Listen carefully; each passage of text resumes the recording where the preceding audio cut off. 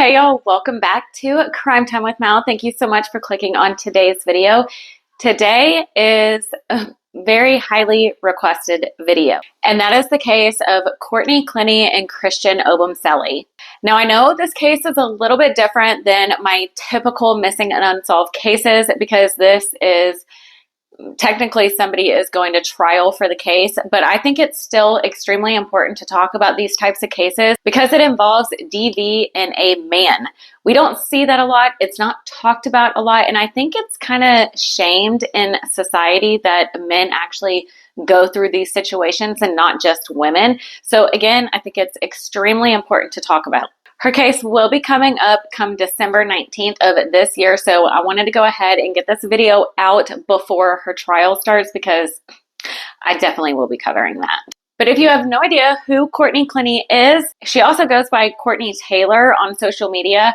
She is an Instagrammer and she is also an OF model, and she is very followed. Over 2 million followers between the two of them, and very, very well off. But she has been accused of fatally stabbing her boyfriend, Christian Toby Obumseli, and she is claiming self-defense.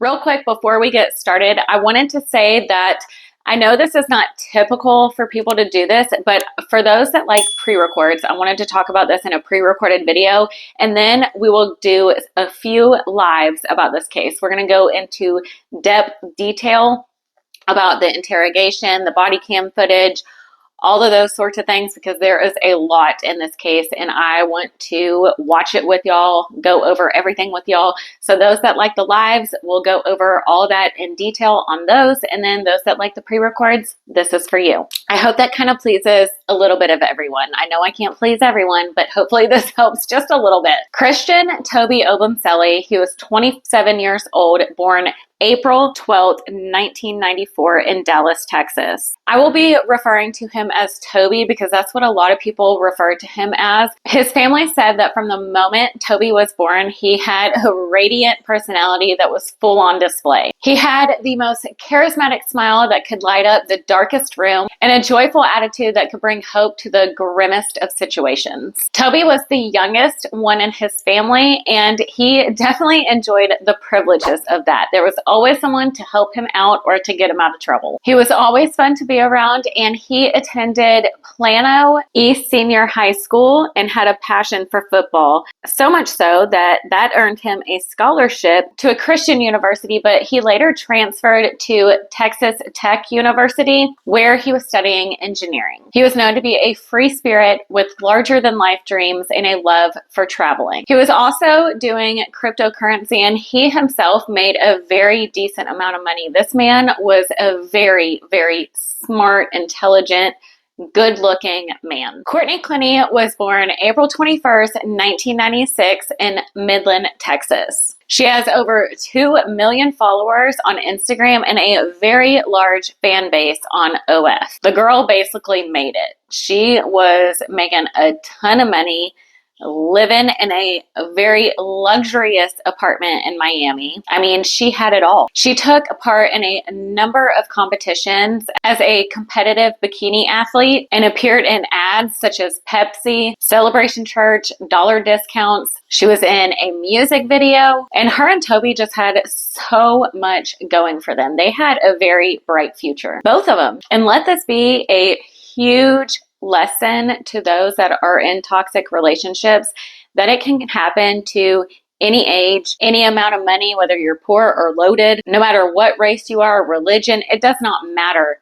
DV does not discriminate. Now, their relationship had been going on for a couple of years, and I'm sure it started out really great, but then as time got on, the amount of that happened in this relationship was beyond toxic.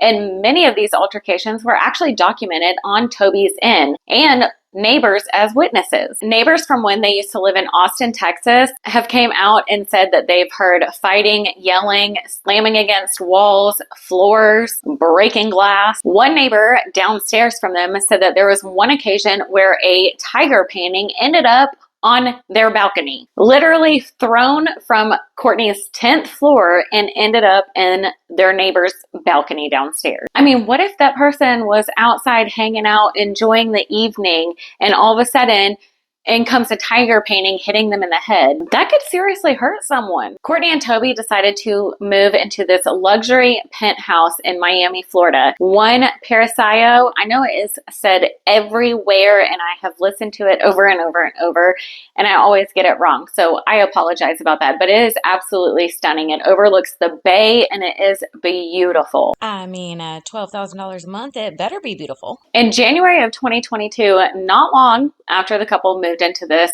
luxurious apartment, Miami-Dade County Police Department quickly became familiar with the two. The police department responded 9 times. Yeah, you heard me right. 9 times, including twice on the day that they moved in. I mean, throughout the years, which have not been many, it seems like they were together for a couple of years, they have gotten so many 911 calls, not only in Austin, Texas, but in Miami. People also say that Courtney had a way of making her presence known. Like when she walked into a room, people knew that she was there, and not always under good impressions. A lot of the times neighbors saw her pretty much all the time. She was either intoxicated or under some sort of substance. She always had loud parties. So this was, I guess you would say, party penthouse, which, I mean, who could blame her? She's in her 20s with a godly amount of money. I mean, what are you going to do with that much money in your 20s with no kids? I mean, you got bills, obviously. But she was also very generous with her money. She never showed up to a party empty-handed. She was always willing to help people out, always buying housewarming gifts for people. She was just very generous. And people said that it was almost like when she was under the influence, she was a completely different person, like a Dr. Jekyll and Mr. Hyde type situation. When she was sober, she was amazing, very generous, kind-hearted. But when she was under the influence, she was a completely different person. And I can say that for a lot of people that I used to know, and for myself. I used to be under the influence back in the day, and who that person was is not who I am to my core and is not the person I am today. So I can completely understand that part. And I'm sure a lot of viewers out there can understand that aspect. Now, would we go as far as Courtney did? No, but that's beside the point. Let's continue. Neighbors also reported that they saw Courtney hitting Toby on multiple occasions, not like punching him in the face, scratching him type things, but like hitting him upside the head, almost like you would punish a dog. Honestly, I wouldn't even punish my dog by hitting him upside the head, but that's the like demeaning type behavior. That's the best way I can put it. Like stupid type situations. If you know some women like that, then you know exactly what I'm talking about. And according to Courtney's friends and people that she would hang out with, she would tell them like, this isn't going to go far. I'm just dating him for now. Basically, he's like a filler boyfriend with him sitting right in front of her. Like, how demeaning and degrading is that? Just a total slap in the face. Now, I'm going to be explaining, I should have said this a while ago, but I'm going to be explaining a few different types of situations that witnesses have said happened between this couple, and it just kind of gives you a little bit of an idea of the relationship between them. So on another one of these incidents is in March of 2021, a lady was in the parking garage of their residence, and he saw Toby trying to get Courtney inside of the building. He was just opening the door, trying to like scoot her inside. He wasn't like pushing her or being aggressive or anything. She, on the other hand, was screaming, pushing him, yelling at him, swinging at him, and the neighbor ended up saying, "Hey." Courtney then went inside and slammed the door behind her. Christian turned around and he was like, "I'm so sorry. She's just really drunk. I'm trying to get her in and trying to get her to be safe." You know, apologizing to the lady about the situation when really, honestly, like some people, they could have just been a douche and been like, mind your own business, lady, and just ignored it and went on. Instead, he was like apologizing to her, which I don't know, to me, that just shows even more of such a nice guy he is. Now, as he walked past this neighbor, she noticed that he had scratches on his face and his collar of his shirt was torn. There was also another incident where a neighbor said that they saw Courtney throw his suitcase with his belongings, all in it, off of the balcony. It ended up landing in the middle of a retention pond. Courtney went down to go look and get the suitcase, but obviously she couldn't get to it because it was in the middle of a retention pond. And then later, Courtney ended up buying Christian a Louis Vuitton bag luggage piece to make up for, I guess, throwing his shit off the balcony. Let me also add in the fact, just a little side note, this is not the first time that Courtney has been aggressive in a relationship. She was previously in a relationship with a guy named Sean Rodden. I hope I'm pronouncing that right. Y'all know I can't pronounce anything. Now, allegedly, in February of 2017, Courtney found out that Sean was still, in fact, married. I guess she thought that he was divorced or separated, but in fact, she found out he was married. And what did she do? She decided to throw him a good old swift uppercut to his jaw and broke it. Now, the year before Toby died, he claimed he was stabbed in the leg so badly that this man could barely even walk. A day later, he texts Courtney saying he hit his head so bad that he thought he had a concussion. All of this is on text message.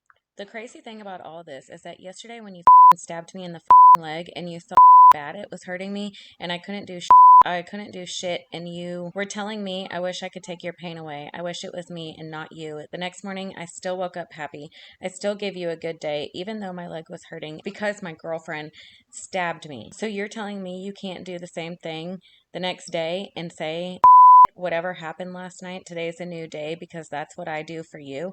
I woke up happy. I took you to Vegas to get your drove right back, helped you shoot, drank with you, did blow with you, just so you had a great day. And I'm doing all this while my leg hurts so bad. Did I make you feel like for stabbing me? No, I just sucked it up and hoped tomorrow would be better. She says if you decide to get security call, I will tell them exactly what happened. Hey, I'm sorry. If it's okay, can I come back up? I know you said 5 minutes, but I've been in the restroom, my nose is bleeding, and the back of my head hurts, like really hurt. I don't know if it was your hand or the phone, but I'm really dizzy. I'm putting your stuff up. You can get it when I say you can. Go to first aid. They have to take me somewhere. My shirt was off walking through the casino so I wouldn't get blood on it. Can you open the door, please? And you were pounding the phone on my head when I was done. It's okay, but can you please let me in? I don't feel good, please. Courtney, can you open the door? I don't feel good, and there's a bump on the back of my head. Can you please let me in? I'll be on the couch while you're in the bed. I don't want my nose to bleed, and going back and forth downstairs to the restroom is making me nauseous. I'm getting anxiety, and you know how I get. Can you please let me in and help me, please? We don't need to say a word. I haven't ate and running on 2 hours of sleep and substances. Please open the door. Courtney, I don't feel good. Open the door for real. This isn't cool. I have a lump on the back of my head and I'm dizzy and anxious and I can't keep walking up and down when my leg hurts. Come on. Courtney, can you come get me? I'm not feeling too hot and I need to lay down with this ice pack. I can't see straight. I've been sitting in the restroom for an hour. Courtney, this is up. I have a lump in my head, I'm bleeding, and I have anxiety. Can you answer your phone? Courtney, can you let me in? You hit me in the face with a phone, then continue to hit the back of my head with the phone. Now I have a lump, I'm bleeding, throwing up, think I got a mild concussion, and have anxiety. I slept in the restroom for 2 hours, and I'm just lost beyond words. All I hope is for a better tomorrow. You can let me in or not. I apologized before you said you were kicking me out and spit on me. No matter how mad and tough gets, you don't treat the ones you love that way. State fair is tomorrow. Be ready. Well, I'm really sorry, Christian. I hope you're okay. I'm sorry for hitting you in the face and the back of your head and spitting on you. Is it right? No. You just pissed me off, but still love you. I don't know about the fair anymore. Maybe I'll have a change of heart after some rest. The latch will be off. I'm going to bed. Don't say anything into the morning. We can talk then. I just read these texts and I'm truly very sorry for responding like that while you were in pain. I should have let you in clearly. I didn't realize you might have a mild concussion. I should have just come back with the medicine. I love you. I'll be back soon. Come January, Toby suffered 2 cuts to the face, one to the chin and one to the cheek. He took photos of those, went to the hospital, and received stitches. He also sent a text to Courtney saying, "Is love going to kill me?" That is haunting and absolutely and utterly heartbreaking. He also added in February was the worst month he had had so far. He got called that word again, he got cheated on, and he got slapped in his stitches multiple times to where they reopened and they are not healing fast enough. Y'all, when I tell you there is so much information in this case, I mean, there is so much information in this case. A month before he was killed on March 5th, cell phone footage from where Courtney was heard saying, "I'm actually not having a good day, where I actually literally want to kill you, but you don't take me seriously." Less than 1 month after that, on April 3rd, Miami-Dade Police Department responded to a 911 call from a male suffering from an apparent stab wound. When police arrived, Courtney was holding Toby on the floor, covered in blood. Courtney was taken into custody, and officers attended to Toby until a fire department arrived. They then transported him to Jackson Memorial Hospital, where Toby was pronounced deceased. Now, this is the response that Courtney gave law enforcement when they informed Courtney that Toby did not make it. "We have to inform you that Christian did not make it. Okay. Unfortunately, the doctors did what they could. Christian is dead. Yes. Oh my God.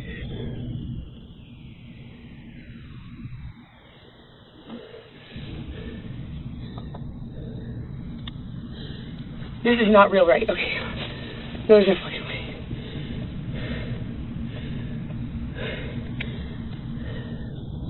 Christian died? Can I please have a hug? Am I allowed to do that in here? Yeah. No. Calm down.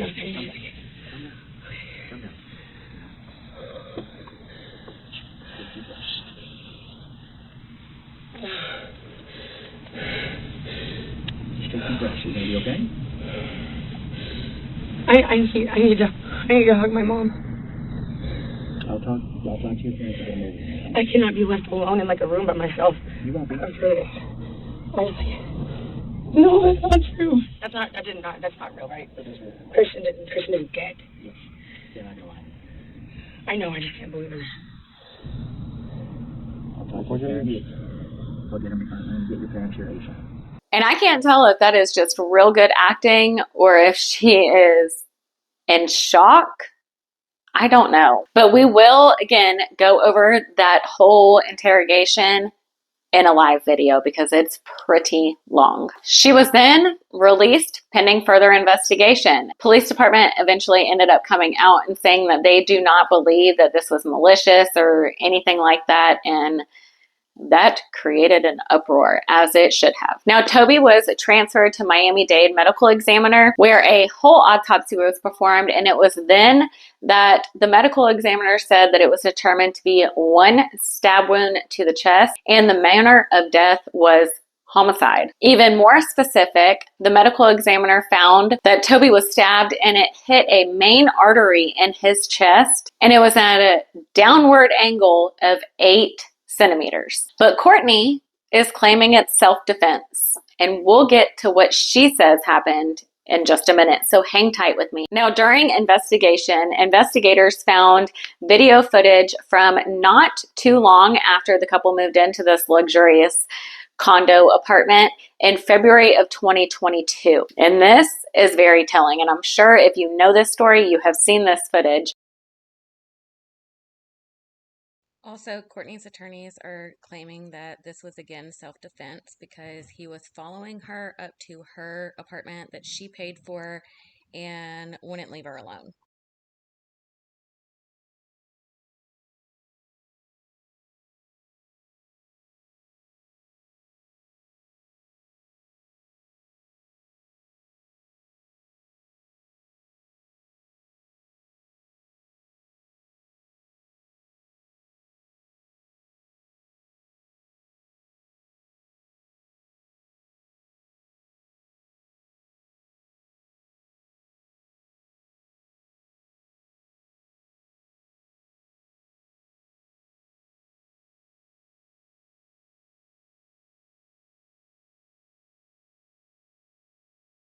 I'm sorry, but that is one strong man not to fight back. Like that self-defense. He had so much control, and if he's not doing anything there, I find it very hard to believe that during this whole entire relationship that Toby was the dang aggressor. Now, the last weekend of March of 2022, this was less than a week before Toby was killed. Courtney's mom was in town visiting. They got into one of their fights, and Courtney kicked Toby out of their apartment. After Courtney's mom went back to Texas on April 1st, Toby and Courtney decided to patch things up and try things one more time, and Toby decided to move his stuff back into the apartment. And the arguments began almost immediately. They began calling the police, which Courtney appears to be, in my opinion, intoxicated in this body cam footage. And she is asking to have like a temporary protection order against Toby. But when it's in a common area and something happened like that, my safety is the residents first. We had residents out here, filming and all this stuff going on in the lobby area. And I literally took her to the airport this morning. And then I just... And you get back to your apartment. What else do you need? I was told I was going to get a chance to speak. Go ahead, Courtney. What's going on? Now's your turn. Are you gonna listen? We're listening. Go ahead. Did you say something wrong? Yes. Yes, they're all three here. Okay, so. Courtney, what do you have? Did she get back to your apartment? Hold on. It took me a long time to let them talk to me, so hold on. No, can you please just listen? Just talk to them. I'm gonna talk to him. Courtney, what's going on? What do you need? Okay, can you seriously? What? My boyfriend. I hate him all. Okay, he hasn't paid any rent. I don't care. I'll hold it down.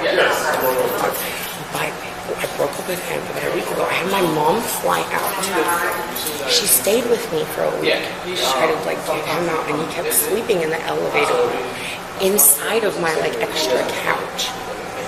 And somehow, I said, okay, Mom, it's cool for you to go home today. I think I got it from here. I literally took her to the airport this morning. I stayed in my apartment all day. I didn't take my dogs out for 8 hours because I was afraid that when I came down here, he was going to be down.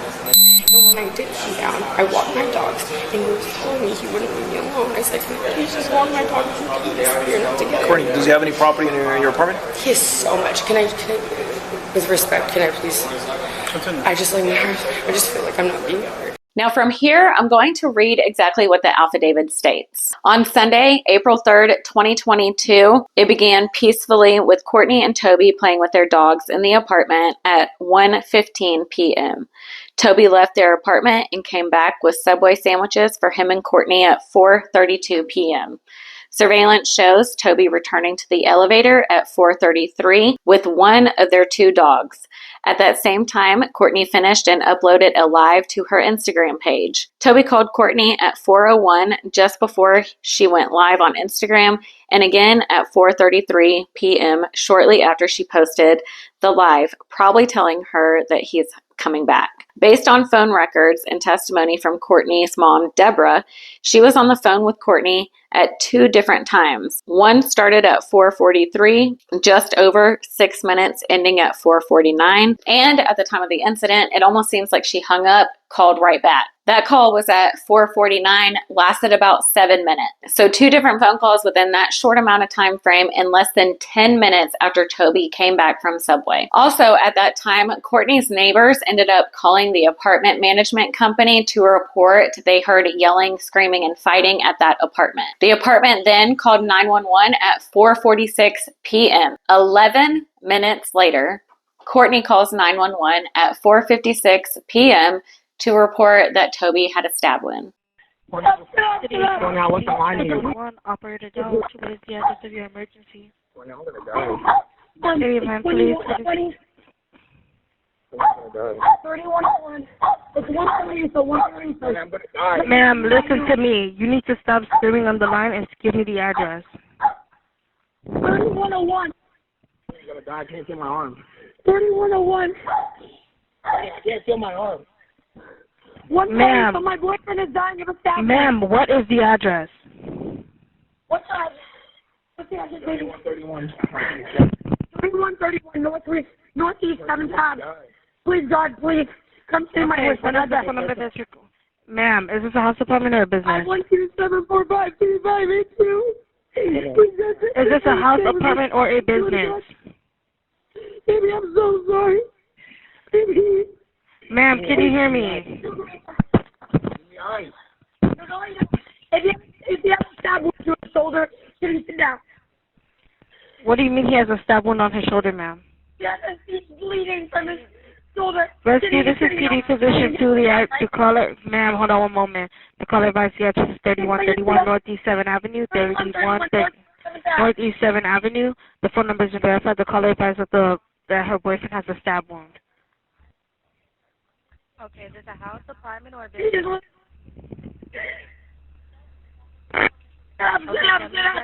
Listen, please, God, please, please, God, listen, ma'am. Listen, I'm sending help. I need you to tell me exactly what happened. I'm sending help. How old is he? Ma'am, how old is he? Is he awake? Hello? Hello? PD, are you still on the line? Yes, we're still on the line. She didn't provide a room number or anything. No, did she tell you where he was stabbed at? She said he was stabbed on his shoulder. Okay. Do you know if he had more than one wound? No, she didn't say. She just kept screaming on the line saying that he was dying, that he needed help, and she kept apologizing. But we do have a call at that same address in reference to a fight that happened. The room number could possibly be 2201, because we already have a call that two people are fighting inside of that room. So they're possibly related. Okay. I'm going to go ahead and give her a call back, but we do have rescue on the way, okay? Hearing her say, "I'm sorry, baby,"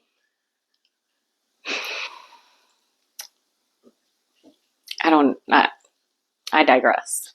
Now, in Deborah's original statement, she stated that she heard Courtney yelling at Toby, telling him to leave the apartment because he was lying. And she also said that they did not discuss that incident that day at all during those conversations. However, they did communicate because Courtney sent a text to her mom at 5:25 p.m. saying "Mom" and something about self-defense, and her mom is giving her advice, telling her not to say anything and telling her that she needs to have an attorney present. Courtney's claiming that Toby had shoved her up against a wall by her neck, not choking her, then throwing her to the ground, but then allowing her to get up. She then went to the kitchen, grabbed a knife, and threw it like this at Toby from about 10 feet away. It's pretty dang good aim. But the medical examiner obviously says that from that distance and the way the stab wound was, that's not possible. Now I'm going to be real quick at describing this crime scene because it was brutal. I cannot show you obviously the pictures on YouTube because they won't allow it, but they are all over the internet, and that is a massive amount of blood. I mean, there are puddles of it at different doorways. There's trails of it leading from one place to another. Toby was struggling, and what was happening in that 11 minutes for her not to immediately call police and figure out what was happening, for Toby to be able to walk around and struggle like that for so long and not get him help, like what was going through her head? Why? Why not immediately call police? And I understand maybe shock kicked in, or I don't know. I mean, it was in the kitchen, on the island, on the walls, in the bedroom, in the master bedroom, in the bathrooms, on the couch. It was everywhere, everywhere. At the entrance of the guest bedroom, there was a puddle of it, which suggested to police that Toby then collapsed, finally, right there. That was right beside the front door. So he was attempting to, what it looks like, reach the front door to get out of the apartment. I'm sorry, but to throw that from 10 feet away and to hit him in a main artery in his chest, what? Obviously, prosecutors are saying that Toby was a victim of DV, and obviously, defense attorney is saying that Courtney was using self-defense, that Toby was the aggressor. To be completely honest with y'all, it sounds like another Amber Turd situation. I'm sorry, Amber Heard situation. The fact that she showed no signs that Toby did anything to her, like physically, that day. He had no weapon. He wasn't forcing her to do anything. He also has no past of it, and she's the one with the past of it. I don't know. To me, DV is not just for women. Men can be in it too. A lot of times they don't speak up about it because they're ashamed of it. And a woman can be just as dangerous as a man can. I think we've seen that in quite a few cases. Now, Toby's family did file a wrongful death lawsuit against the security, the HOA, and the apartment complex. Family attorney Michael Haggard and the family states, the forensic evidence clear that Christian was not an aggressor in any way, and that there's one aggressor in this case. We've lost so much beyond just Toby. My aunt has never been the same. She is marked with a sadness and anger and grief that will likely never go away. First of all, thank you so much, Angela, for having us on here today. I've had the opportunity to really spend a lot of time with Courtney. I visit her almost every week. I don't know if you know, but ever since COVID, they kind of changed regulations, and people in custody are really not allowed to get any visits from family or friends, just their lawyers. So I'm really the only one with Frank where we've been able to go and see her. And as you can imagine, anyone who's in jail, it's very difficult. It's difficult to be away from your family, from everything you know, but especially for Courtney because, she acted in self-defense in this case, and she knows that she was acting to save her life, and for her to be sitting here patiently awaiting a trial, it's just difficult, as you can imagine. Wait, I'm sorry. Did he just say it's difficult for her sitting in jail? What about Toby's family that doesn't get to see Toby, that doesn't get to hold him and comfort him and try to get him away from this situation that he was in? I can't imagine how Toby's family felt if they heard that attorney say that. Now, the defense attorneys also claim that building security stood outside of Toby and Courtney's apartment while this whole incident took place. They did nothing for several minutes. They knocked on the door, they heard yelling through the door, and they just stood there. Knowing the history of DV that this couple has, and knowing Courtney's recent diagnosis, you would think that they would have done a little more, rather than just going up and knocking and calling 911.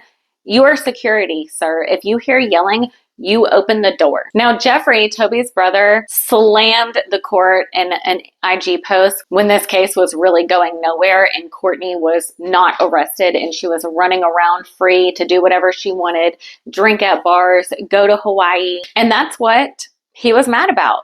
There was emerging videos of Courtney covered in Toby's blood, kissing her dogs, and another video of her at a hotel bar drinking with her dad. So he's furious that he sees this happening and she's free while his brother is dead and wants justice. Attorneys clap back and deny this footage, and they basically say that he's lumping the two together. Like, they did not go out and get drinks and she was covered in his blood and stuff, and that they had to leave that hotel because a woman was berating her and had a camera in her face and wouldn't leave her alone. Well, yeah, because the public is enraged right now, especially those people that witnessed the abuse between them, that witnessed Courtney being the aggressor to Toby. I'm not saying it's right and I'm not condoning it, but you're going to have to expect people to be enraged. You're going to have to expect the public to get pissed off. I mean, to be honest with you, Courtney is basically calling herself the victim when Toby is in fact the victim. Let's not get this twisted. And I know innocent until proven guilty, but so far from what I've seen, and my mind can always change. My mind changes all the time. And it could very well change at trial. And I will have an open mind.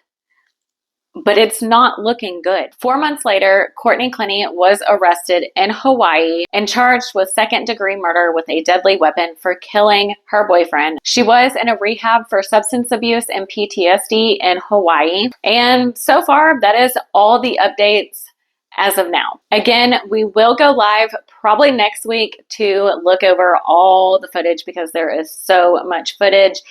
And it really does give you an idea, more of an idea of their relationship, who Courtney was, who Toby was, and all that. Again, the trial starts really soon in December, I'm pretty sure. So I wanted to get this video out. I want to get the lives out and everything so that we can start and go over the trial together. Let me know your thoughts down below. Please be respectful. As always, y'all are amazing about that. And I have literally the best community over here. And on that note, thank you so much for watching and all your support. It means the world to me, the absolute world to me. And if you are not subscribed, what are you waiting for? Hit that subscribe button, give this video a thumbs up, share it with whoever loves true crime and who you think would enjoy this video. And thank you again for watching. I hope you'll have an amazing weekend and I will see you in my next video. Bye y'all.